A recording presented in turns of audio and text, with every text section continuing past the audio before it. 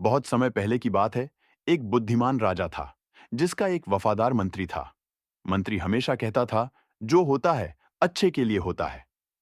राजा कभी कभी इस बात को समझ नहीं पाता था, लेकिन मंत्री पर विश्वास करता था। एक दिन राजा शिकार पर निकला। जंगल में शिकार के दौरान राजा का तीर धनुष से छूटकर गलती से उसकी ही उंगली पर लग गया, जिससे उसकी उंगली कट गई। दर्द से कराहते हुए राजा ने मंत्री की ओर देखा। मंत्री ने हमेशा की तरह कहा, जो होता है अच्छे के लिए होता है। राजा को गुस्सा आया। मेरी उंगली कट गई, खून बह रहा है, और तुम कह रहे हो कि यह अच्छे के लिए हुआ। क्रोधित होकर राजा ने मंत्री को कैद खाने में डालने का आदेश दे दिया। मंत्री मुस्कुराया और जाते जाते फिर से बोला, जो होता है अच्छे के लिए होता है। हेलो एवरीवन, मैं हूं आपका एजुएशन पार्टनर रोहिणी, दिल्ली से राजन त्यागी। कुछ दिनों बाद राजा फिर शिकार पर निकला। इस बार वह अकेला था। दुर्भाग्य से जंगली आदिवासियों ने उसे पकड़ लिया।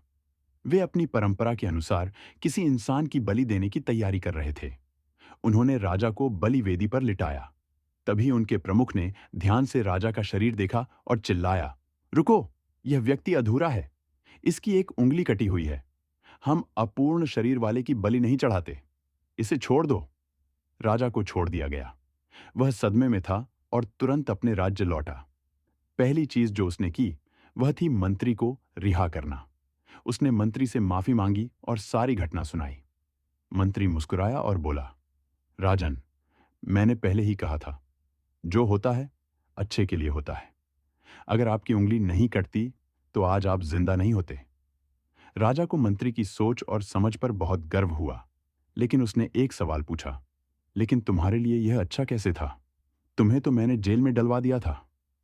मंत्री फिर मुस्कुराया और बोला, हे राजन, अगर मैं जेल में नहीं होता तो मैं भी आपके साथ शिकार पर जाता और आदिवासी मुझे पकड़ लेते, और मेरा शरीर तो पूरा ही था और वो मेरी बलि चढ़ा चुके होते।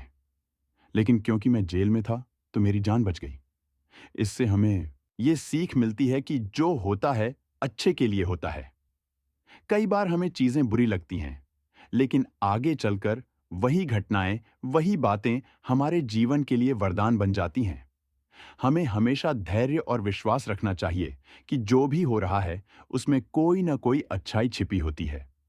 ईश्वर सबके लिए सुख सुविधाएं हमेशा इंसान की काबिलियत से ज्यादा ही देते हैं और दुख कम से कम ही देते हैं।